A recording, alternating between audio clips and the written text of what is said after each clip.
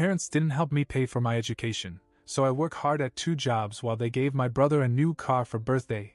I got angry and told them who they really were. I always wanted to be a lawyer. Maybe it was because I grew up watching courtroom dramas.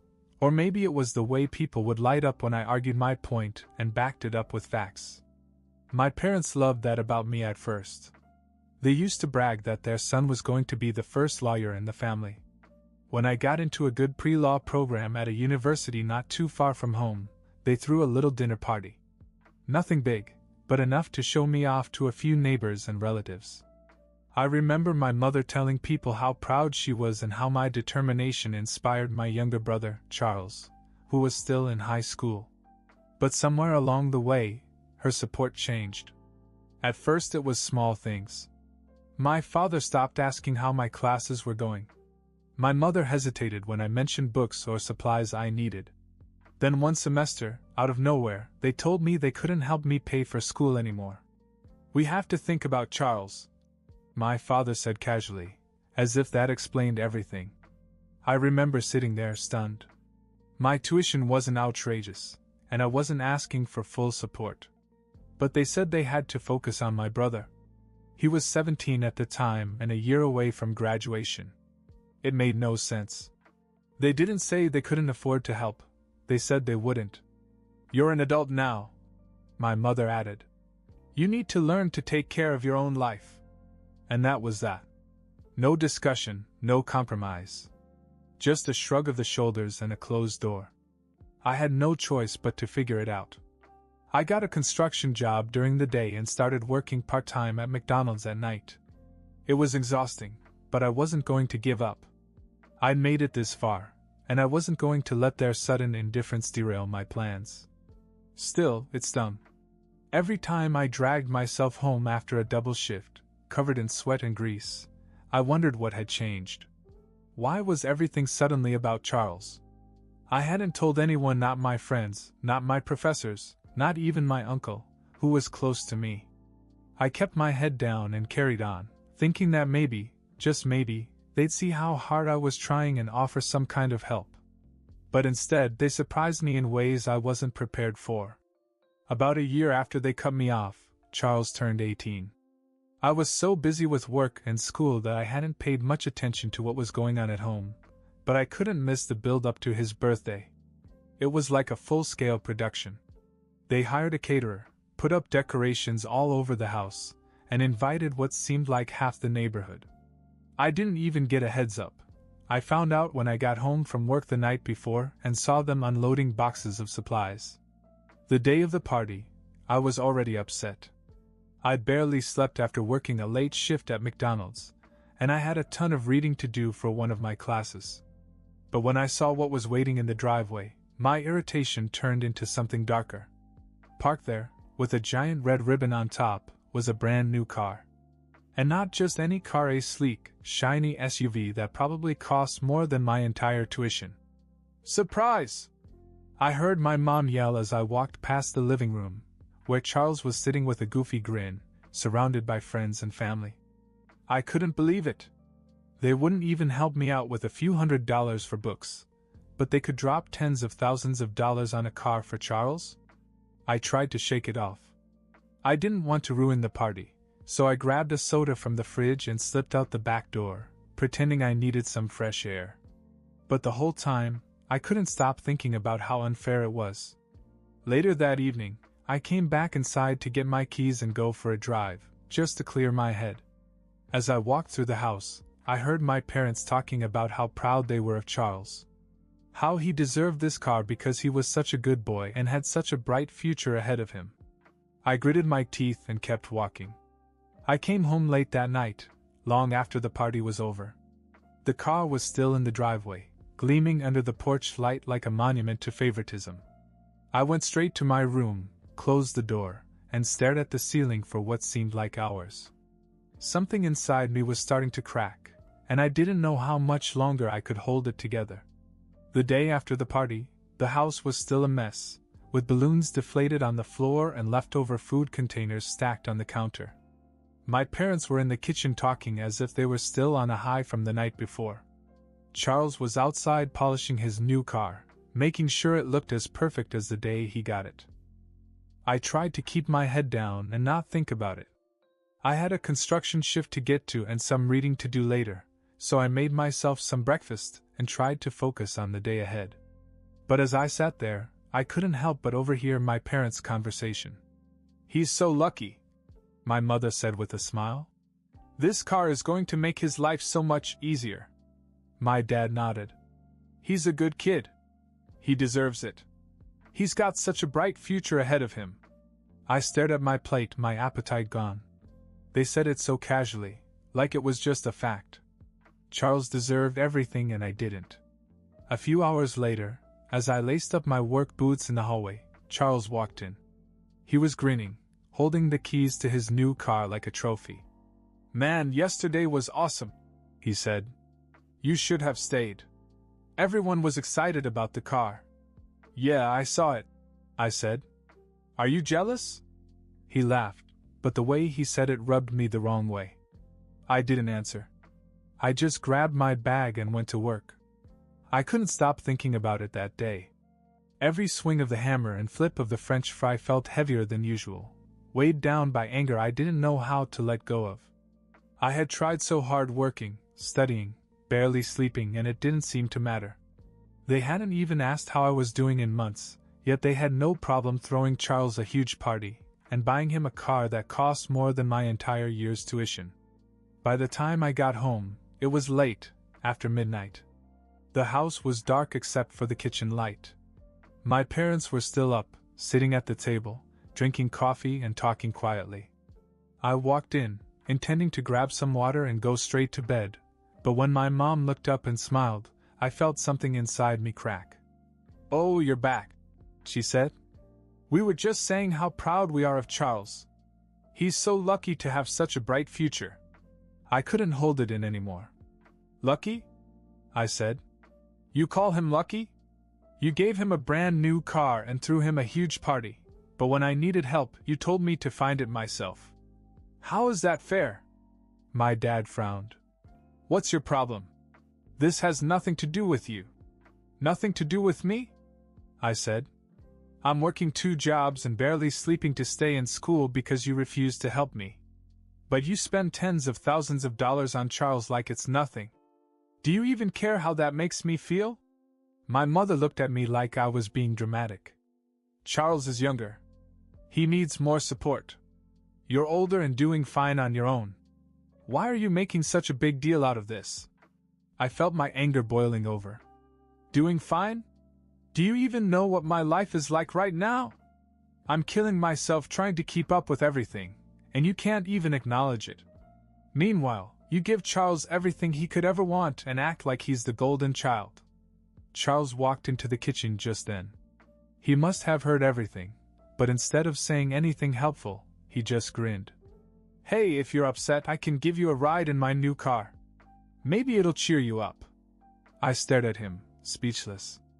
I couldn't believe how dismissive he was, how little any of this seemed to matter to him or her. I didn't say another word. I just turned around, went to my room, and started packing my things. I didn't know where I was going, but I knew I couldn't stay there anymore. I barely slept that night. My mind was racing with all the things I wanted to say but didn't. When the sun came up, my bag was packed and sitting by the door. When I walked into the kitchen that morning, Charles was there, eating cereal as if nothing had happened. My parents were sitting at the table, scrolling through their phones, looking perfectly content. "You're up early," my mother said without looking up. "I'm leaving," I said. That got their attention. My dad put his phone down and gave me a quizzical look. "What do you mean, leaving?" "I'm done," I said. "I'm not going to stay in a house that treats me like I don't matter." My mother sighed as if I was being dramatic. "Don't be ridiculous. Where are you going to go anyway?" "To Uncle Rick's," I said. He'd always told me I could stay with him if I ever needed to. I'd never taken him up on it before, but now I didn't see any other option. "Uncle Rick?" My dad scoffed. "You think he's going to put up with this attitude? Better than staying here," I said. Charles leaned back in his chair, still smirking. Well, if you need a ride, you know where my car is. My mom chuckled at that, and even my dad grinned. It was as if they didn't take me seriously at all. That was when I snapped. You know what? I said, my voice shaking. You two are the most selfish, narcissistic people I've ever met. You act like I'm an afterthought, like I don't deserve anything because I'm older. You keep saying that Charles needs more support, but what about me? When did I stop being your child? They didn't say anything, so I continued. Do you even know what my life is like? I'm working 2 jobs, living on scraps, barely scraping by so I can finish school. And you never once asked if I was okay. Instead, you spend all your time and money on Charles, like he's the only one who matters. My dad finally spoke up. You're being overdramatic. Life isn't fair. You need to get over it. Get over it? I said. You made it impossible for me to succeed, and now you're telling me to get over it? You're not parents, you're just playing favorites and pretending this is normal. My mother shook her head. You're acting like a child. We've given you everything you need to succeed. If you're struggling, that's on you. I laughed bitterly. You've given me nothing but reasons to resent you. And you know what? One day when you need help, don't expect me to be there. Because I'm done with this family. I grabbed my bag and headed for the door. Charles called from the kitchen. Hey, seriously, you want a ride? I'll even let you pick the music. I didn't even look back. No thanks. I'll take care of myself. Like always.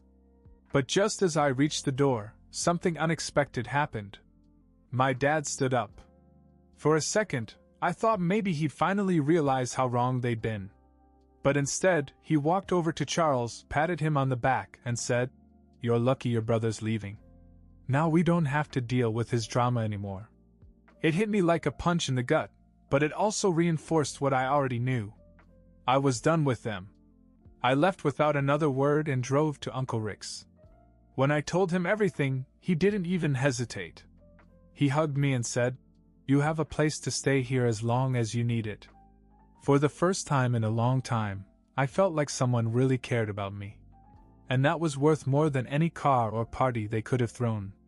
Staying with Uncle Rick felt like a breath of fresh air after everything I'd been through. He lived in a modest house a few towns over, far enough from my parents that I didn't have to worry about running into them. It wasn't fancy, but it felt like home, a real home, where I wasn't constantly reminded that I didn't measure up to someone else. Rick had always been the easygoing uncle growing up, the one who'd let me sneak an extra soda at family gatherings or teach me how to fix a leaky faucet. He didn't ask for much, and he didn't pry into my life when I showed up on his doorstep with a bag and a lot of anger. Stay as long as you need to, he said. We'll figure it out. For the first few weeks, I kept my head down. I worked my construction shifts, went to class, and spent my nights at the small desk Rick had set up for me in the guest room. I didn't talk much about my parents or Charles. Frankly, I didn't want to think about them. But Rick was observant. One night at dinner he asked, So what really happened? Why'd you leave? I hesitated, but finally I told him everything: the favoritism, the car, the party, the constant dismissal of my efforts, and finally the moment when my father made it clear that he didn't care if I walked out of their lives. Rick didn't interrupt. He just nodded and listened, his expression hard to read.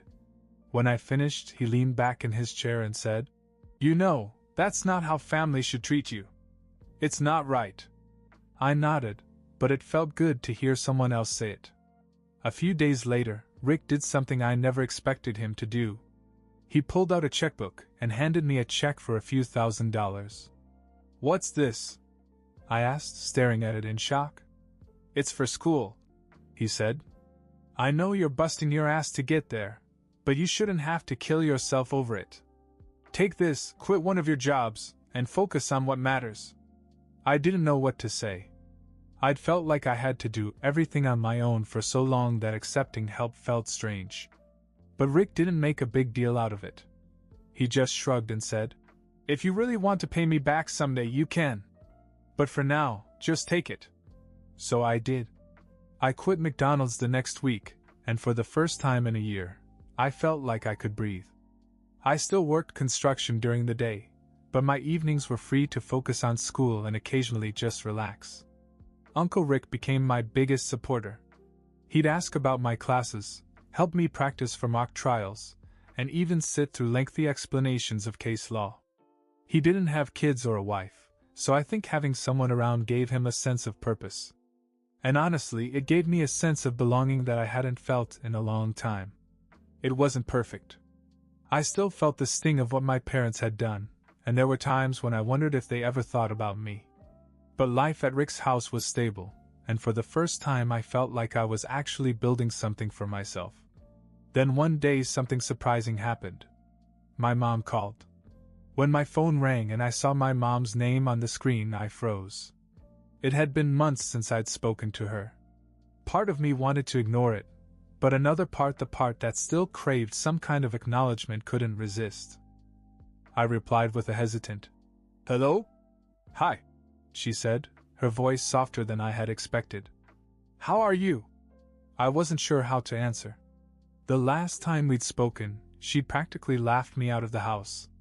Now here she was, acting like everything was fine. "I'm fine," I said carefully. "How about you?" "We're fine," she said quickly.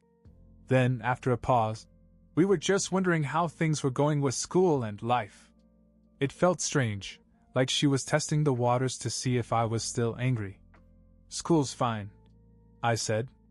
"Work is busy, but manageable." "Oh, good," she said. "Your dad and I were talking the other day, and we realized that we hadn't really checked in on you. We figured you were busy, but—" She trailed off, and I could tell there was more she wasn't saying. "Why now?" I asked, not accusing, but genuinely curious. There was a pause before she answered. "Well, Charles mentioned that you'd left, and we didn't think you'd actually stay away that long. We were worried." I almost laughed. Worried? They hadn't seemed worried when I walked out the door. But something in their tone stopped me. Maybe it wasn't a full apology, but it was the closest I'd gotten from them in years. We talked for a few more minutes, mostly about superficial things, my classes, how Charles was doing, how my dad's work was going.